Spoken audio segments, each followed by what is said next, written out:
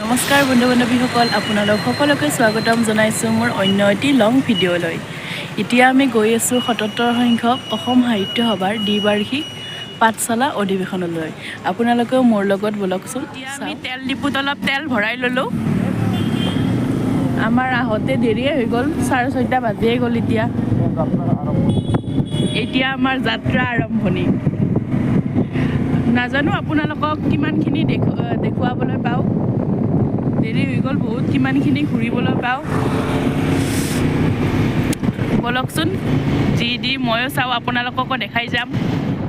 অসম সাহিত্য সভাৰ প্ৰথমখন অধিৱেশন হৈছিল 1917 চনৰ 26 ডিচেম্বৰ তাৰিখে শিৱসাগৰ জিলাৰ জেৰেঙা পথাৰত। অসম সাহিত্য সভাৰ প্ৰথমখন অধিৱেশনত সভাপতিত্ব কৰিছিল পদ্মনাথ গোহাঁই বৰুৱা। চিৰচেনেহী মোৰ ভাষাজননী এই গীতটো অসম সাহিত্য সভাৰ আদৰণি গীত। সভাৰ সন্মিলনখন আৰম্ভ কৰা হয় এই গীতটিৰে আৰু শেষ কৰা হয় অসমৰ জাতীয় সংগীতেৰে, অ মোৰ আপোনাৰ দেশেৰে। চিৰচেনেহী মোৰ ভাষাজননী এই গীতটো মিত্ৰদেৱ মহন্তই লিখিছিল। মা কালিত বিৰিয়ানী খাই ল'লোঁ। এতিয়া আমি অসম সাহিত্য সভা আহি পালোঁ। আমি এতিয়া আহি পালোঁৱেই।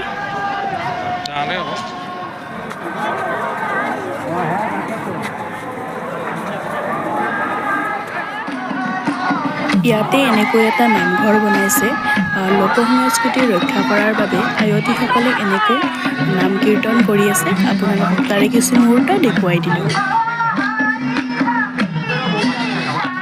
আমাৰ ভিতৰত সোমালোঁ, আপোনালোকক দেখাই আছোঁ। আপোনালোকে চাই থাকিব।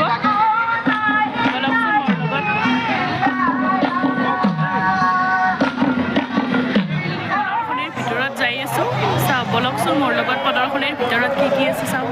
প্ৰদৰ্শনীৰ ভিতৰত এটা সৰ্ববৃহৎ জাপি, অসমীয়া সংস্কৃতিৰ প্ৰতি এটা জাপি প্ৰস্তুত কৰি উলিয়াইছে। এই জাপিটোৰ উচ্চতা 87 ফুট।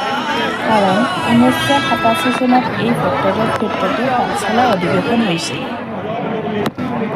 এয়া হৈছে অসমীয়া লোক সংস্কৃতিৰ কিছুমান বস্তু। ইয়াতে এনেকৈ প্ৰদৰ্শনী কৰি থৈছে, আপোনালোককো দেখুৱালোঁ। আপোনালোকে চাই লওক।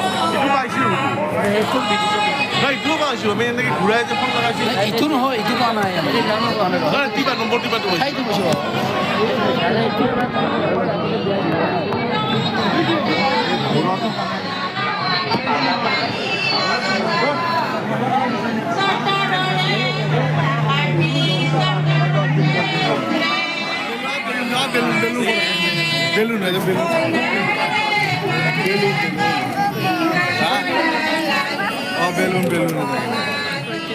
অসমৰ বস্তু পোৱা যায়, ইয়াতে ঘৰ সজোৱা বস্তু পোৱা যায়।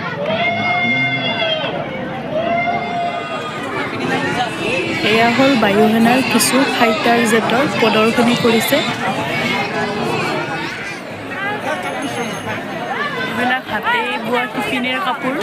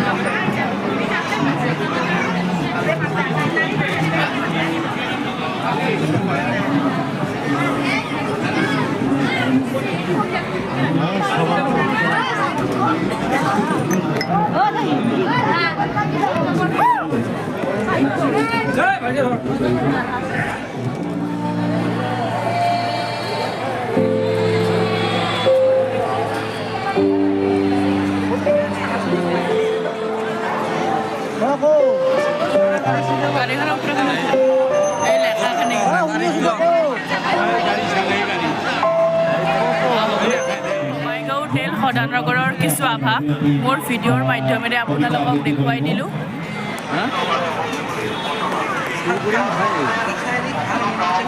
বস্তু নহয়।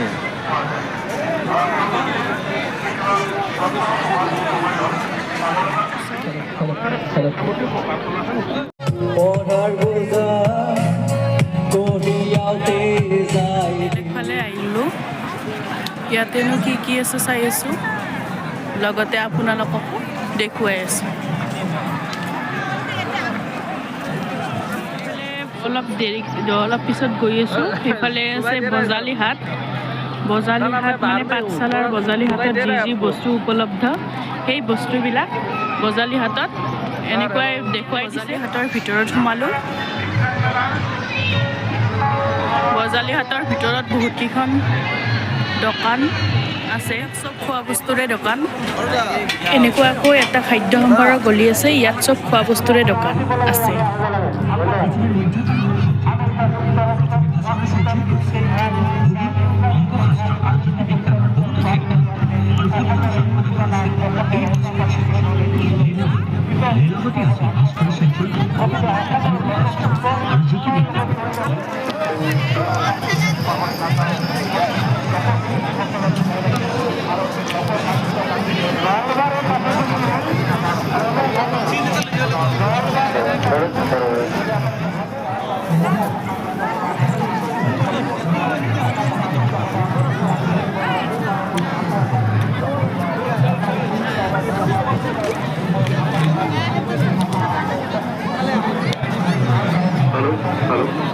অৱদান জনোৱা কিছুমান বিশিষ্ট ব্যক্তি আপোনালোকক মই দেখুৱাই আছোঁ। মামণি ৰয়ছম গোস্বামী, বীৰেন্দ্ৰ কুমাৰ ভট্টাচাৰ্য, পদ্মশ্ৰী চন্দ্ৰপ্ৰভা শইকীয়ানী, আপোনালোকে হাতেৰে স্পৰ্শ নকৰিব। এখেত হ'ল কামেশ্বৰ দাস, কবিৰত্ন বৈকুণ্ঠনাথ ভাগৱত ভট্টদেৱ, নীলমণি ফুকন। বিজ্ঞান মেলাৰ ভিতৰত যাই আছোঁ, আপোনালোককো দেখুৱাই আছোঁ বিজ্ঞান মেলাৰ ভিতৰতনো কি আছে। এইবাৰ বাণিজ্য মেলাৰ উপৰি বিজ্ঞান মেলা কৰিছে পাঠশালা অধিৱেশনে। বিজ্ঞান মেলাত বিভিন্ন ধৰণৰ দৰ্শনাৰ্থীক আকৰ্ষণ কৰিছে, বিভিন্ন ধৰণৰ কাৰিকৰী সজ্জা কৰি তুলিছিল, বিজ্ঞানৰ বিভিন্ন প্ৰদৰ্শনী প্ৰস্তুত কৰি উলিয়াইছিল।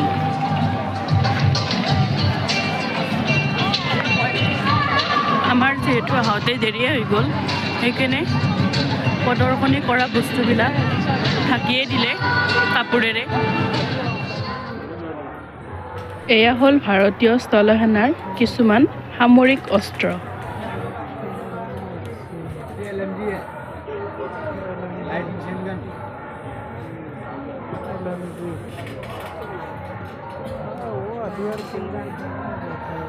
কিমান ওজন আছে জানা?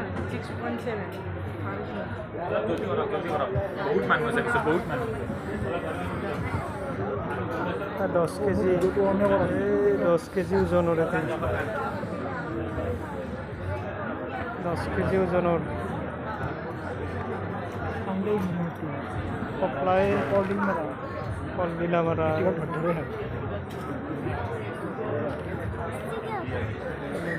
इसे ग्रेनेड फाइबर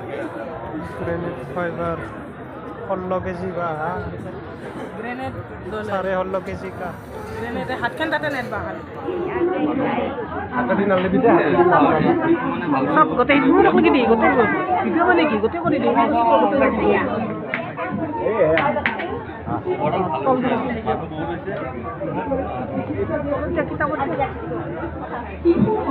কিয় হাতি আছে মাইনা কি কৰিবা তুমি লৈ যাবা না খাবা না কি কৰিবা হা কি আছে যে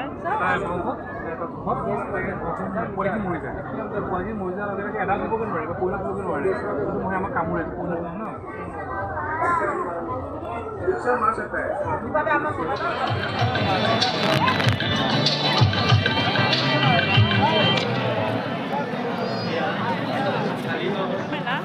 আমি গ্ৰন্থমেলাৰ ভিতৰত যাব টাইম নহ'ব, সেইকাৰণে গুচি আহিলোঁ। আমি ভিতৰত সোমোৱা নহ'ল। মই এতিয়া পপকৰ্ণ খাই আছোঁ। চিকেন চাওমিন অৰ্ডাৰ দিছিলোঁ, আহি গ'ল। এতিয়া আমি খাওঁ, দেৰি হৈছে। আমি 6:30 বাজি যোৱাৰ পিছত আহিছোঁ, সেইকাৰণে তাতে আমি অলপ থাকিলোঁ।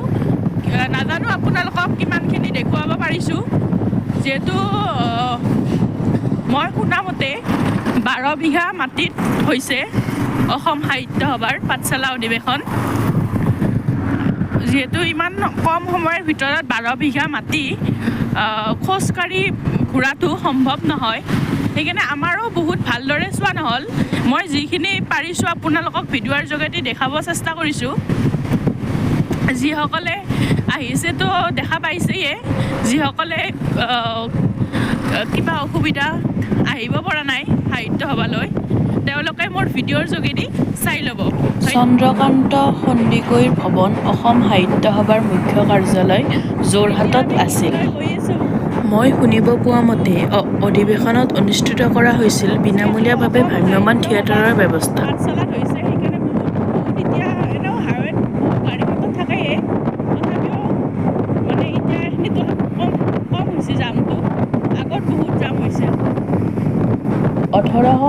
চনৰ 25 আগষ্টত অসমীয়া ভাষা উন্নতি সাধনী সভা গঠন কৰা হৈছিল। এই অসমীয়া ভাষা উন্নতি সাধনী সভাখনেই পিছলৈ গৈ অসম সাহিত্য সভাৰ ৰূপ লয়। বাণিজ্য মেলা আমি সমাজতে বাণিজ্য মেলা 9টা বাজি গ'ল। সেইবাবে বাণিজ্য মেলাৰ পৰ্দাসমূহ ঢাকি দিলে আমি বাণিজ্য মেলা ভালদৰে চাব নাপালোৱে। দেখিছেনে গাড়ীৰ চাউণ্ড?